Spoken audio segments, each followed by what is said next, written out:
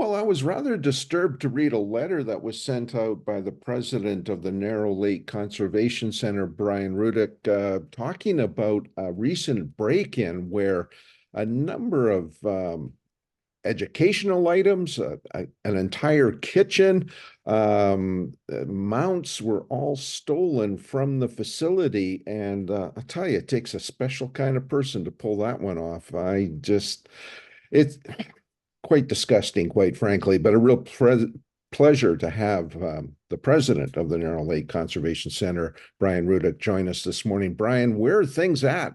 I mean, first of all, yeah, like I said, pretty disgusting. You must have just been floored when you realized this. Yeah, good morning, Michael. Thanks for having me. Yeah, I tell you, when we discovered the break-in, I just happened to be going up to camp with a fellow fish and gamer to measure some tent platforms for the youth camp tents, and found that we'd had a fresh snow and the gates were open and no tracks. And when you get up there and see that the camp had been broke into and quite a bit of stuff was taken, it's completely disheartening when the history of the camp is that's all been put there by volunteers and donations and a lot of hard work by a lot of volunteers and people wanting to give something to continue the ongoing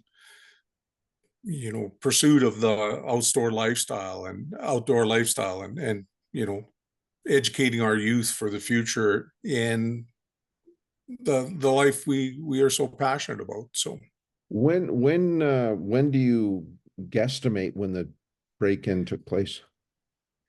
yeah, it was some information that's kind of come back to me since has narrowed it down to right at the end of January.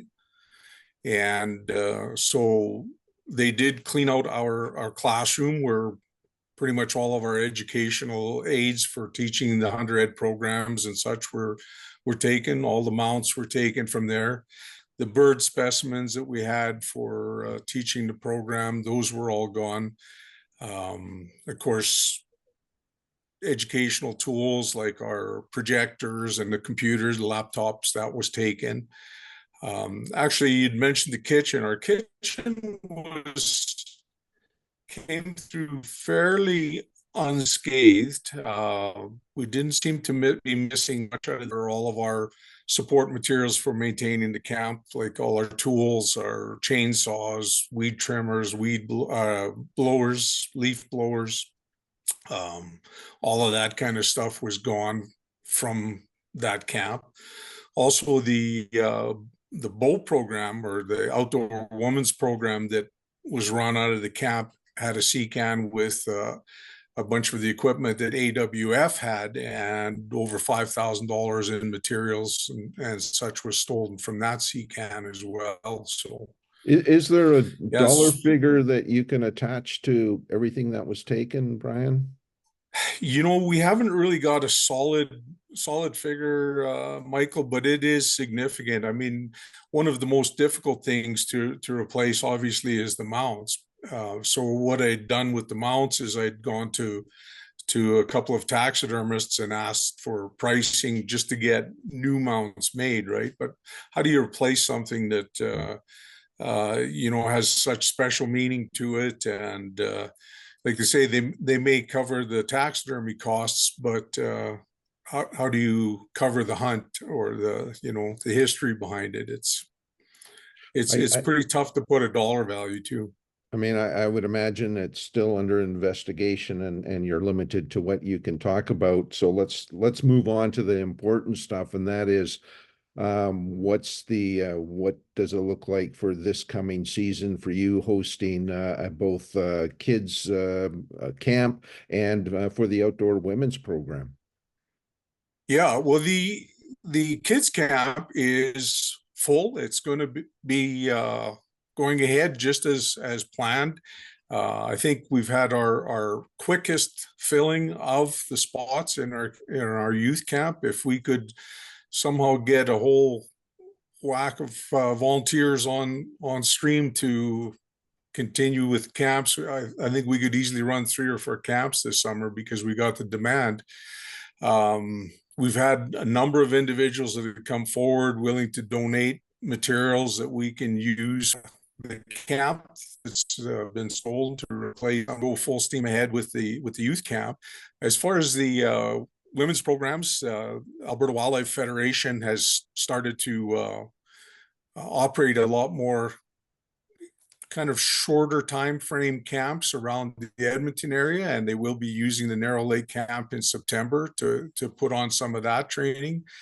And I'm not 100% sure what they've determined to do with replacing the goods that were taken from there, but no, we will be going ahead with the camps. They're both full, and like I said, it was the quickest ever. I think the advanced camp was filled within a couple days, and the first year camp was filled within, I believe, just over a week. So the demand is there. It's being able to find the manpower to put it on. We got a lot of volunteers donate a lot of their personal time to make this thing work. And again, that's why it's so disheartening when you see, all the effort that goes in, and someone that would come in and just look to destroy that effort. It's just disgusting. There's no other way to put it. Brian, I did mention the kitchen off the top. I know that it's like any home, the kitchen is the heart, and you folks are trying to raise some funds to bring it up, I guess, to handle the load of kids and other special events that take place up at the center. Right.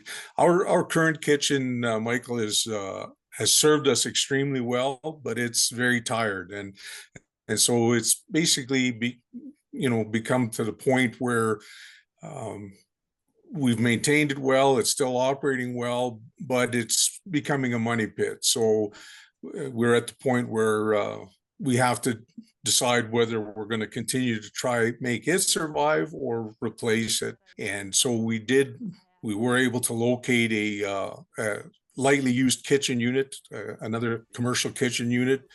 It's a 12 by 60 buildings, one with a complete kitchen, including commercial dishwasher, walk-in cooler, walk-in freezer, and one was a dining area. So we have been able to make the purchase. We ended up borrowing some funds.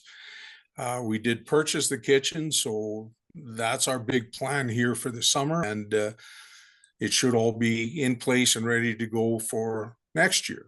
So the current plan for making this all work, of course, obviously with a step like this, it's quite a significant one for us, and it's quite costly, and that's why I put the letter out, and it's gone out to different clubs, different organizations, people that have been supporters and friends of the Narrow Lake Conservation Center, to see what we can garner for support on this project. Well, there's no question that this incident has tested everyone, I'm sure, involved in your organization up there, Brian. We want to wish you the best of luck in getting all of that pulled together. And folks, if you're able to lend some support, whether it be through volunteer or providing some financial resources for the Conservation Center up at Narrow Lake, then we certainly encourage you to reach out. Brian, thank you so much, and best of luck to you this summer.